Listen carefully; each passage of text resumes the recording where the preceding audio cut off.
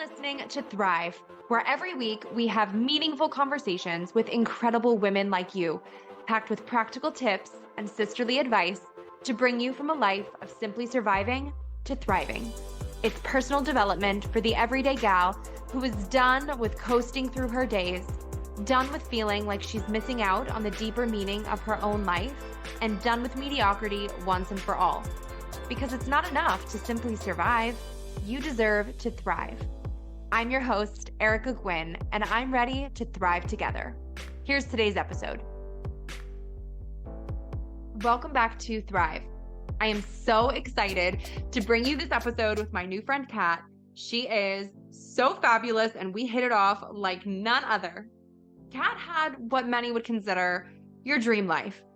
Then it all nightmarishly hit the fan. Her full-blown quarter-life crisis came with a side of divorce, life-threatening illness, bankruptcy, anxiety, and depression before ultimately involving a total career change and major life pivot. So what's a girl to do when it all blows up in your face? Step back, stand up, and become magnetic to building a life that you really, truly love.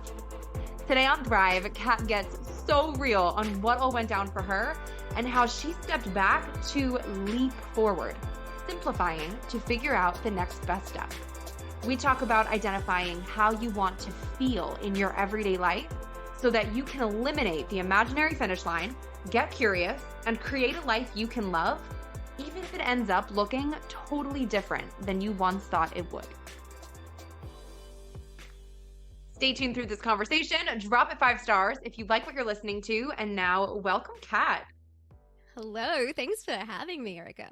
Yes, I'm so glad we were talking before we hit record. I'm so glad we finally got to connect because time zones were, you-know-what, to align for us. And this was clearly destined to happen because it's been like a year plus in the making of getting us to chat.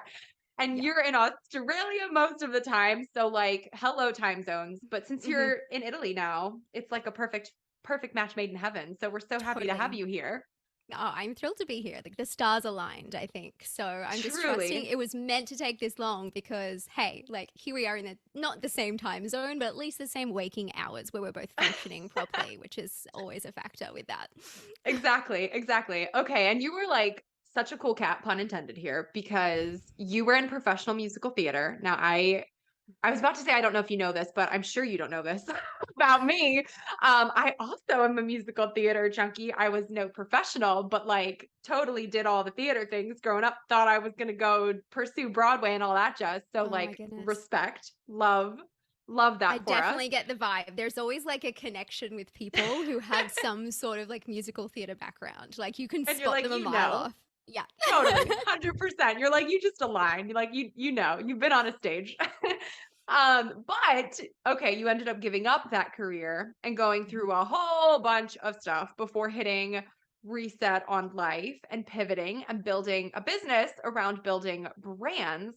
So before we dive deep and dig back into the past, can you give us the lowdown on who you are today and what makes you you?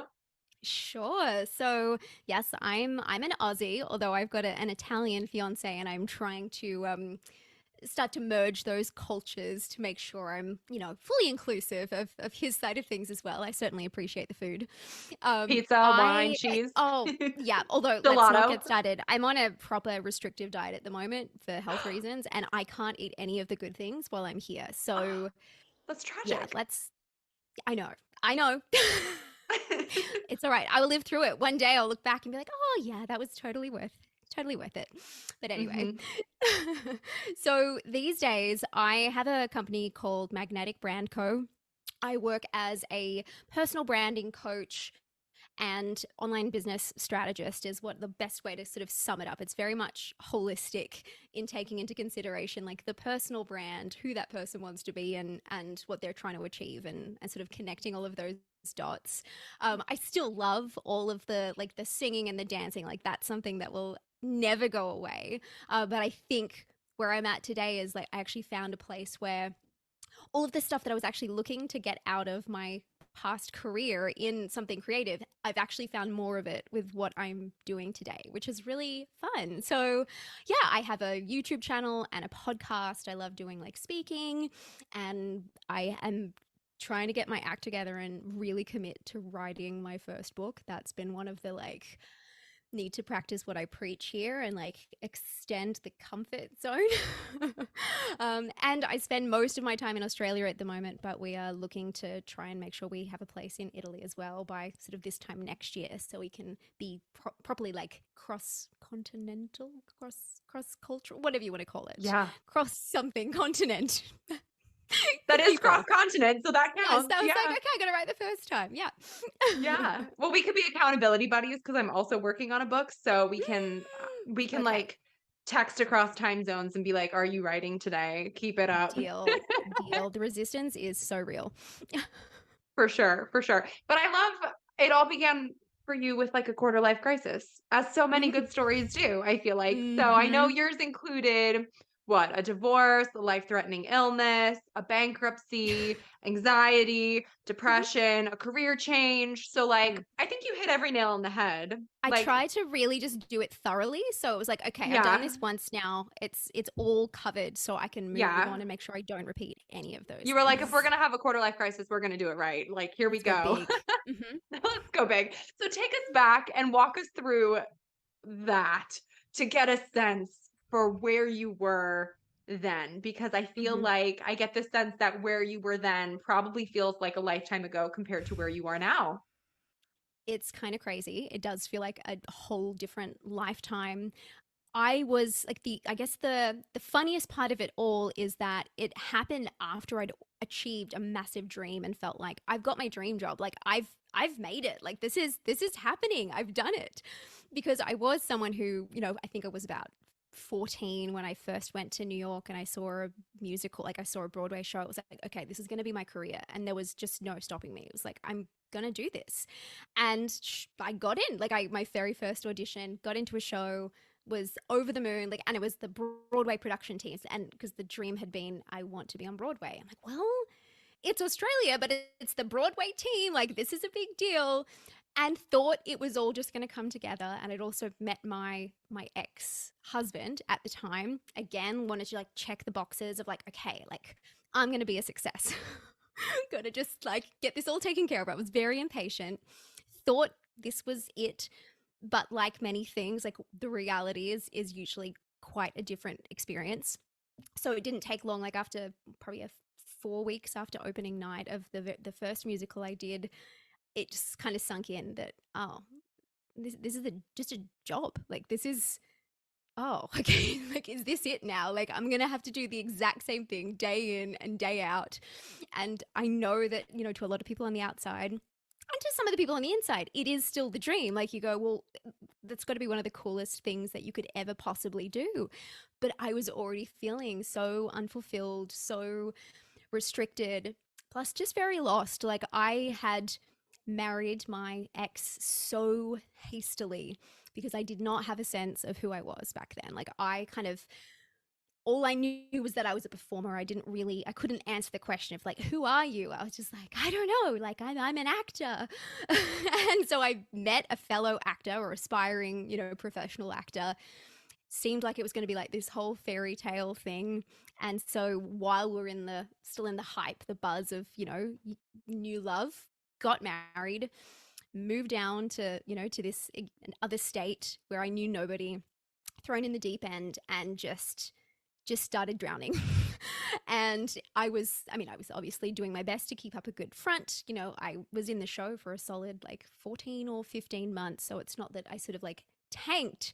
Everything was going well, but I was just crushing, crushed on the inside, like just slowly getting, I was just losing my spark, I guess.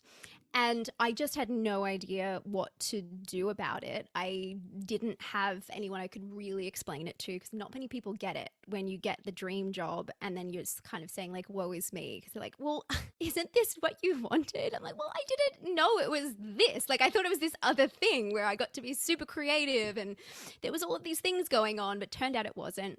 And so I started experiencing a lot of anxiety, like crippling anxiety, to the point that it was kind of turned into vertigo at one point.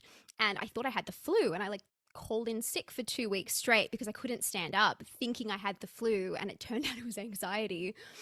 But when I went and spoke, like I got called in by company management who said, so you've used up all of your sick leave. If you start calling in sick anymore, your job is on the line. Like your contract could be terminated, in my very first show, like my first contract.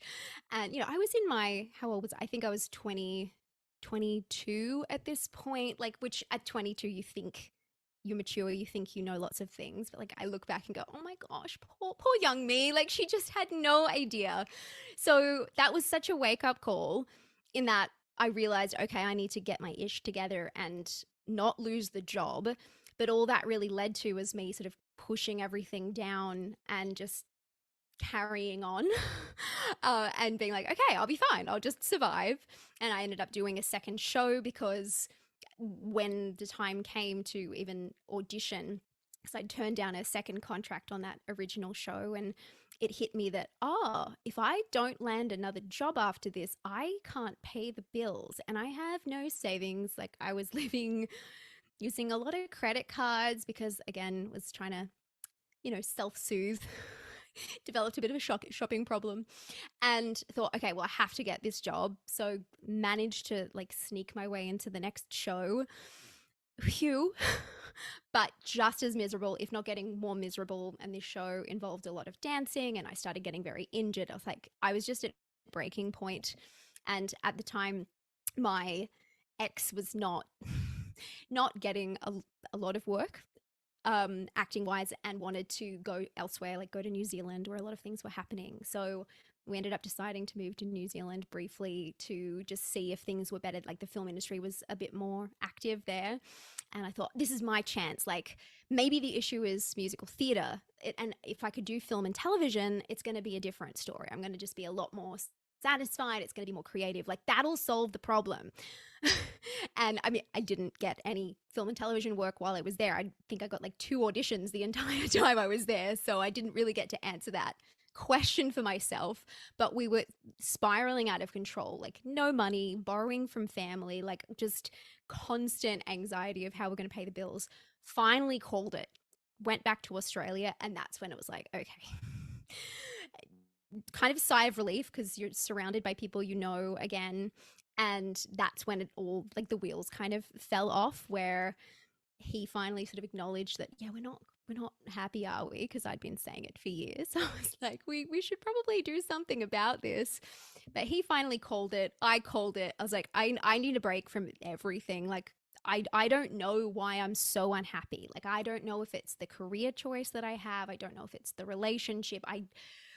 Maybe it's just me. Maybe I'm broken. Like, there was that question of like, it could just be like some sort of mental or emotional problem that's not fixable.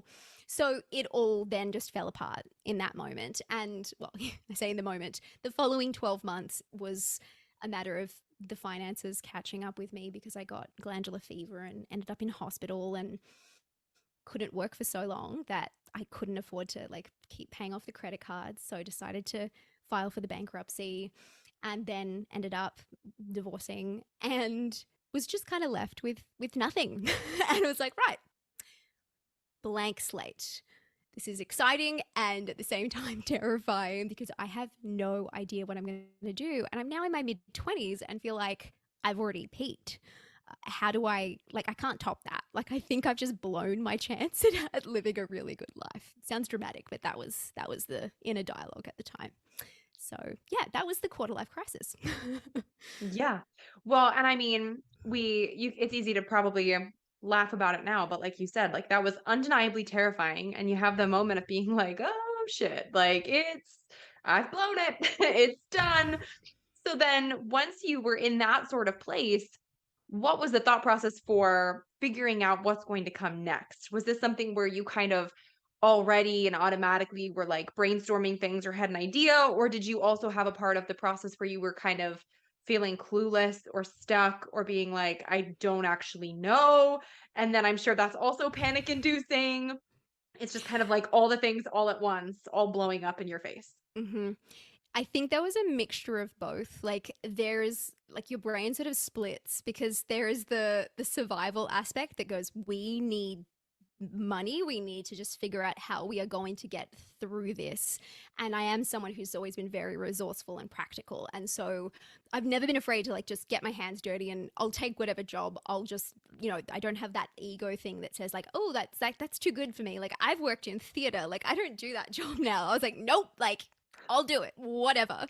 But at the same time, there was this little niggling thing of like, can I get my spark back? Like, can I not just get through this and survive, but is there some, like, is there any way of recovering, or even more than recovering, finding a different kind of happiness and fulfillment that I realized I didn't have? But it was a very quiet little, I was not conscious, like as in one of the big things that got me into this situation in the first place was this lack of awareness and like self-awareness and a lack of intentionality. It was like I just kind of latched onto an idea of what my dream was, latched onto this idea of who I thought my perfect partner was, and I'd see it and go, yep, that one, like let's go. And I didn't really know myself well enough to know what I needed and what I wanted. And so in this really dark period, like I hadn't started doing that exploration yet, but obviously there's some part of us that never fully goes away that is exploring. And it was like I was working a day job. I'd started working in real estate during the time that I'd come back to Australia, and was doing some marketing things for them, and was starting to sort of like twig that, oh, like I'm good at other things. And I'd kind of always known that because before becoming a professional actor, I'd always said, oh, if this doesn't work out, I'm going to go to college. I'm going to probably study business and or marketing.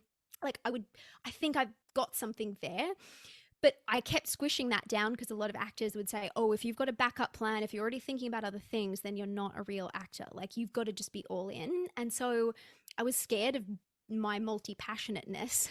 I was like, right, well, I'll just stay focused on this thing because that's going to give me the best chance of success. And look, there is something to be said for focus. It did get me what I wanted, at least temporarily.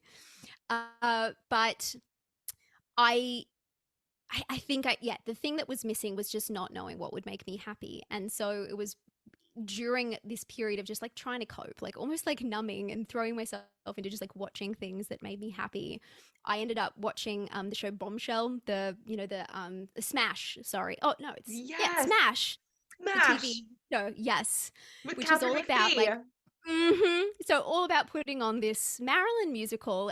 And I'd actually been a Marilyn Monroe impersonator at Movie World before, at like one of the big theme parks in Australia, before I got into the show. And I was watching that, and then I just like felt something again where I was like, oh, okay, that's right. I do love this. Like I miss performing. So it's not the performing part that's the issue. It was this how I was having to do it, the way it was all set up. And something sparked, and I started creating a show. Like I started putting together like my own sort of up-to-date impersonation show that could be done as like a cabaret or a corporate sort of thing, like at conferences. And that steamrolled like over the next couple of years. That took on a life of its own and ended up producing a couple of ticketed shows, and put on the producer hat, the writer hat, the director hat, the performer hat. And that was also what sparked my obsession with branding, because I started having all this fun creating the marketing materials for the show, and was like, oh my goodness, like this is creative. Acting isn't the only way to be creative. And so that was kind of happening in parallel to me also developing the skills through working in marketing and eventually getting a job in an ad agency, meeting my now fiance, who was also in that space. And that's when like sort of the dots started to connect, but just organically. Again, there was no like, oh, I've got a vision for my future. It was like I was too scared to have a vision again. Like I was a little bit scared of reattaching to a dream for it to be shattered. So it was more like, no, let's just see how this goes one day at a time and not make a big deal about it. Like let's not even have any sort of expectations and see where it leads. And that eventually started leading to me also becoming more self-aware and starting to do a lot of that personal development work to do the healing, and then figure out what got me to that point, and then also where I wanted to go moving forward. But it certainly was not an overnight process. Like this happened, what, 9.5 years ago. And I feel like it's only been in the last like 3 years where I've really felt so much more solid and got to that point of like okay, fully feeling healed from everything that I'd gone through, but having a real sense of self now as well. In, yeah, who am I? How do I want to show up in this world? What do I want to create? And doing it unapologetically, because there was still a lot of like apologizing for all my mistakes and being scared of making another one up until that point. I don't even know But if what I I answered love your original question. I was like, that was so No, many you rabbit holes. totally did. No, we love a good rabbit hole. So, what I love so much about that is you kind of accidentally fell forward. And I think Mhm. failing forward is such an important thing that can sometimes feel like it has to be having your ish all together and having that vision and having that plan. And in the moment, especially, I think we've all kind of been there, done that, where you're in the moment and you're like, I don't know what to do. Like you're not sitting there like, yeah, I got this. Let's create a plan for how to bring my life back to a state of what feels good. But you still Mhm.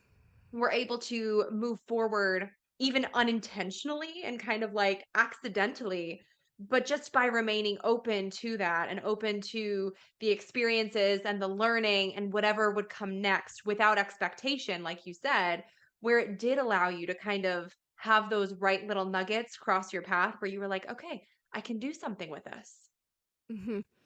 Yeah, exactly. And I think that was so often when we do have that very rigid idea of where we want to go, or at least where we think we're supposed to go, and it becomes this like non negotiable dream slash goal, we shut down from any other version of what that could look like. And we shut ourselves off from all sorts of magic that could be happening in the present moment because we think, well, for us to get there, this, then this, then this needs to happen. And that's the only way this is going to work. And if I make one misstep, one mistake, I'm not going to get there. And it was such a gift having everything fall apart so badly to feel like I'd screwed up to the point where there was nothing left to screw up.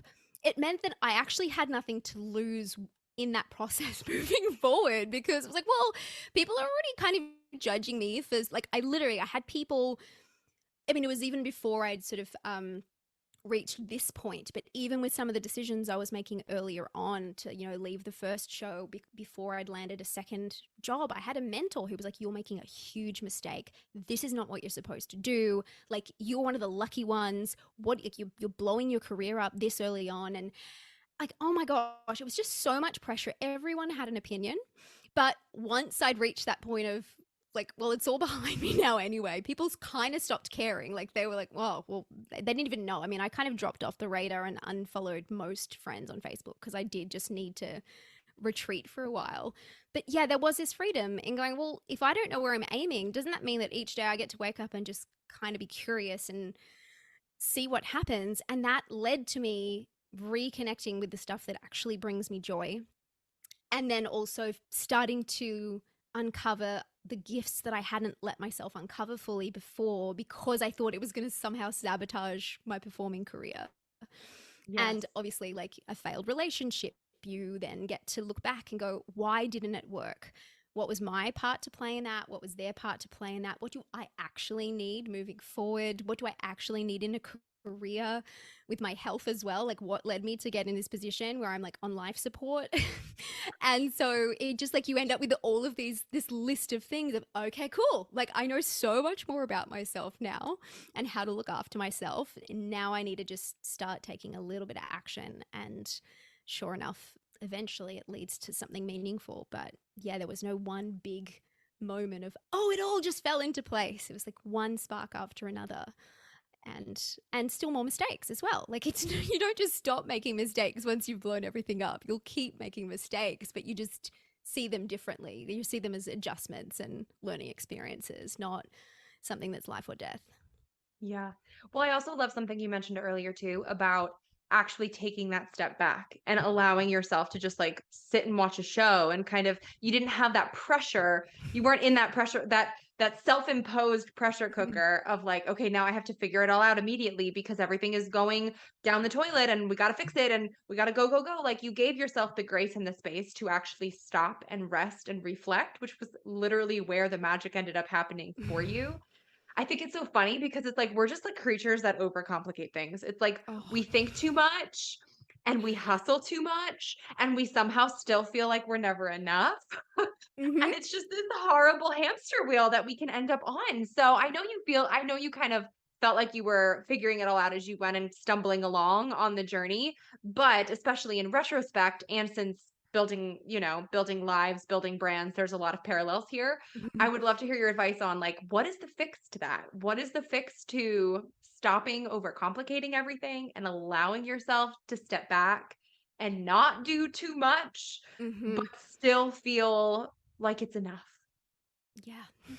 Look, it's a tough one. I literally just released a freebie the other day that's called Simply Magnetic, which is all about every single way that we overcomplicate everything because we just assume it needs to be complicated to work. We assume that things are meant to be really difficult. And that's been ingrained in us since the beginning. Like it's not our faults because that is the messaging of like you need to hustle, life is meant to be tough, you are going to have to compromise, if you want to be an artist you will be starving, like there's all these messages, and so of course it's no wonder that we then sort of follow that path.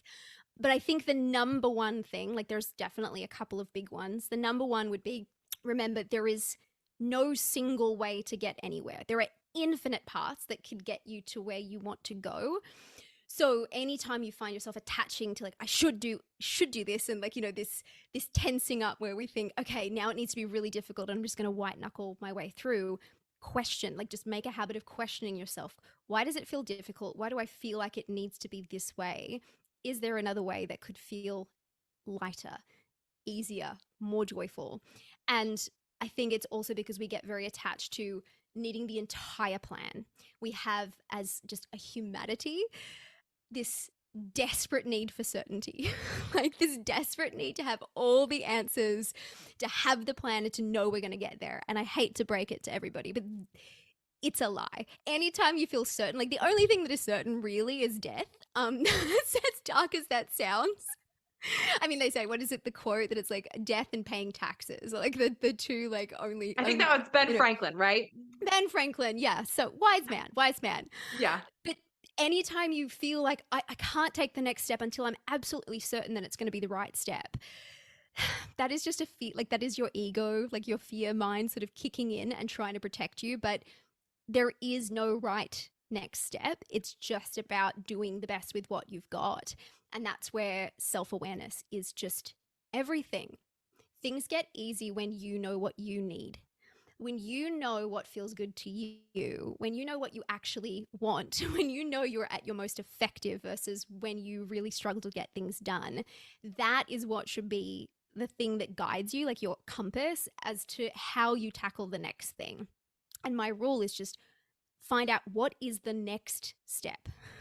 Stop trying to have the entire plan because it's not possible. And even if you have the plan, that does not mean it's going to be the plan that gets you there, because you'll start doing things and then realize, oh, hang on, and then you'll deviate slightly. And they talk about that with, a rocket ship going to the moon. They have to make micro adjustments to navigation for the entire trip, because if they just set out on the original course, they would miss the moon. So us thinking that this plan that we're setting now to create this dream life that we have for 5-10 years time, like it's kind of it's laughable when we think about it that way.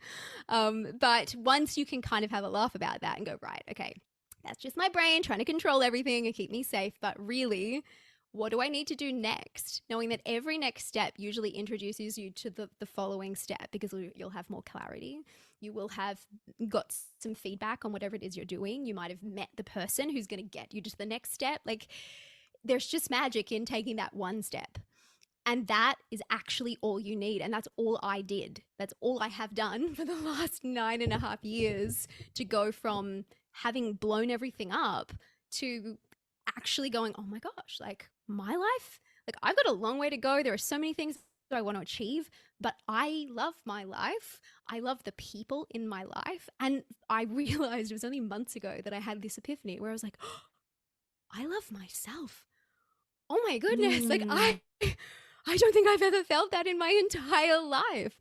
But getting to this point was just what is the next step for 9.5 years, which is not sexy and like not what people want to hear. Like they want the give me the framework that's going to get me there, but it's not quite like that. But honestly, I'm so glad someone said it because I've always felt that way and laughed when people are like, "What's your 5-year plan? What's your 10-year plan?" And like, I feel like you're in a special position when you've actually been through things that unexpectedly turned your life upside down that were not Mm-hmm. your choice or in your control. And if you've been through it, you know exactly what we're talking about. Like those moments where everything is ripped out from underneath you. Okay, well, I think it's in those moments that you realize this whole concept of pre-planning your life out this far in Mm-hmm. advance is just like you said, it could be laughable. It's like a joke because you're Mm-hmm. like, well, first of all, anything can happen for better or worse sometimes, Mm-hmm. and you can't necessarily predict or plan for everything. So Mm-hmm. I'm like, why waste time? Like on the when we've seen the bad side of it, so to Mm-hmm. speak, or not even bad, we use it all for good, but like Mm-hmm. when you see the not so fun side of it, okay, you know that anything can happen and it can go wrong. But when you're looking at it from a more positive perspective too, I feel like when, like you said, when you're so rigidly white knuckling on to some idea of what you think will be best for you or what you think you want, it almost like eliminates the possibility for something even better to fall into Oh my place gosh. or for something Absolutely. even like, and there are things that you wouldn't be able to plan in advance because it might not even exist yet. Like when you and I were in college, I'm Exactly. sure it's like what we ended up doing now was not something that you could like Mm-hmm. sign up in a class for or major in or like anything like that. Like it eliminates that room for the unexpected and just Mm-hmm. being able to figure out your next step, still have vision with that. You're still thinking somewhat strategically and still planning and being Mm-hmm.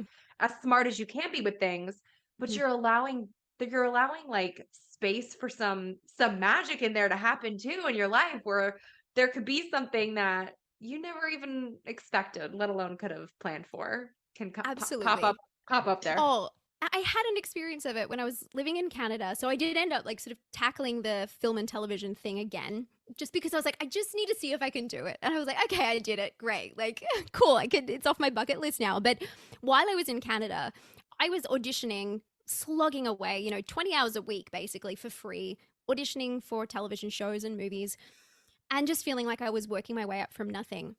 While I was in the middle of doing that, and then I landed some gigs and couldn't believe how little I got paid. Like it was just, again, it was laughable. It's like, oh, this is it. I get this email one day from a producer in Montreal saying, "Hi, we're producing this upcoming show where we are looking for a co host. It's about people transforming their lives, and we were looking for a personal branding coach. And we found your YouTube channel, and we were wondering if you're interested in talking to us about potentially being a co host." And I was like, hang on, like, but none of my plan involved this. Like, I wasn't planning for this. The steps I was taking weren't to do this. It was to like land this thing over here that turned out to be kind of crappy. And I could not have known. And so we need to also like remove this idea that we actually know what's best for us. Because we Yes. have very limited minds. Because we can only see what's been possible, and it's based on like also what we think is possible for us and our with our own limiting beliefs. And yeah, maybe there's actually way better. And it's just about, again, the compass being how do I want to feel like with what I'm doing, and let that guide you to the thing that's going to give you the most of that feeling, as opposed to making it attached to something physical and finite. Okay, I know this was something that we chatted about really briefly before hitting record too, but I would love your thoughts on kind of just keeping yourself in this place of being open and being curious and really like making yourself magnetic, so to speak, whether it's Mm-hmm. yourself in your life in general or as a brand creating a business. But really kind of keeping yourself in this position where you are curious and open and able to see the potential around you as it's happening, where you're able to kind of pick up breadcrumbs and be like, oh, this is super cool. I can use it for XYZ. Or just kind of what that state of being kind of feels like and looks like, where you're like, all right, that's the goal, to get there, to be Hmm. in this place. Yeah, for sure. And I think one of the funny things about magnetism is that we think it's almost like a destination. Like there are these things I'm going to have to do to improve myself to then get there and be that person. When the biggest thing is like it's peeling back the layers that have just been kind of muting your magnetism because like I was saying, like the stories that we've been told, the stories we're telling ourselves, all of the sort of failure, supposed failures that we've had, we start just like carrying more and more of that. And it's like, it's a really heavy burden. And I think what can happen in the process is, again, because we assume that things are meant to be difficult and because we are so hard on ourselves, we think that the way we're going to get out of here is almost by punishing ourselves and just like working ourselves to the bone to the point that we're out of this space. And it's the complete opposite. Like the very first step in sort of these layers, like because it just like you've got to kind of peel back the layers. Like I feel like reactivating all of these things is also a process, hence me spending the last I don't think it needs to take 9.5 years. I was a slow learner because I didn't have any guidance at the time. But the first step is self-compassion. The first step is just giving yourself a damn break and stop being so mean to yourself. Because if you have no self compassion, then you are going to constantly be choosing to do the things that make you feel worse, the things that feel really difficult, not letting yourself ever ask, oh, what do I actually want to do today? Like you might wake up feeling terrible, and what you really need is just to curl up under a blanket with a book, and that would just make you feel so good. But instead you're like, no, I have to go for a run, or I have to go do all of these errands, or whatever the thing is that you're going to be doing. Or I can't tell my clients that I need a day off because they're going to hate me, so I'm just going to suffer through, when the thing that is going to create the most magnetism is just figuring out, what do I actually need today? Like, and for me, what really helped is having this idea of like, my little cat, like little cat at 3 years old, this fragile, innocent little thing who did not ask to be brought into the world. When I'm tempted, and I have like a little picture of her like sitting on my desk, when I'm tempted to do that self-punishment thing and just push through the pain because I can't stop because the clock's ticking, I just look at that picture and I'm like, oh my gosh, I wouldn't want that for you, you poor little thing. Like, and I just want to give you a hug. And like, okay, what does the little cat need right now? I'm like, she needs a nap. And I'll go have a nap, or I'll put on some music, or just like put on a candle, or just pause for a moment. And just that habit, because it's really obviously going to be about things just snowballing, like habit stacking for you know building a healthy habit of with exercise. Is like, it's no different to it, like the inner work that you need to do. It's like, okay, if I can start catching myself more often and doing something positive instead of negative to myself, then that is already going to change the course of where I'm heading in life. It's already going to change the direction that I'm actually going in. And then the next step is, okay, in that pause, what do I want to feel all the time? And start to realize that those feelings usually that we want can be found in your everyday life without doing anything different, like without having to quit the job, without having to buy fancy things. Like usually that feeling that we're craving of that idea of success is something we have available to us a lot more than we realize, but we don't let ourselves have it because we think we won't get it until we're there. And like, absolutely, a lot of those things, like having a job, or a family or a purpose that really fulfills you, having financial security, all those things are important and things to be working towards. But if you know that, okay, when I have all of those things, I believe it's going to make me feel this and this, how can I recreate those feelings today? And the more often that you can do that, you just be amazed at how much else falls into place. Because while you're in that good space, you then are more open to having conversations where you're fully present, stopping to smell the roses, and you just never know where that could lead. And like, because we were talking about that before, it's just like this rushing and this pushing because we are so sure that we have to get there. We forget that probably there's all this stuff around us right now that could help us get there if we were present enough to notice it. And so those are the kind of, that's where I'd say is where to start. It's obviously there are more steps, but if you can nail that, you're doing better than probably like 95% of the population, because we're just not taught that, unfortunately. I had no idea that that was what I was supposed to do, and my mum didn't, and her mum didn't, and it's this generational thing that we're having to change. So it is a big deal, and it's not easy, but it For sure. does, like, eventually it becomes natural, which is a good Yeah. feeling. I had that conversation with a girlfriend once because I was so hung up on I was, like, going through a period of change for myself, my own business direction, all that jazz, and I was so hung up on the idea of, like, "But what does God intend for my life? Like, what is, like, my ultimate purpose, and, like, what happens if I miss it?" And she just looked me square in the face and she was like, "Erica, it's impossible to miss it. Like, you're not gonna die and go up to the pearly gates and have God look down on you and be like, 'Dude, you had this whole thing when you were, like, 24 and you missed it. So sorry, hate to break it to you. There went your life, like, wrong direction Mhm. since then.'"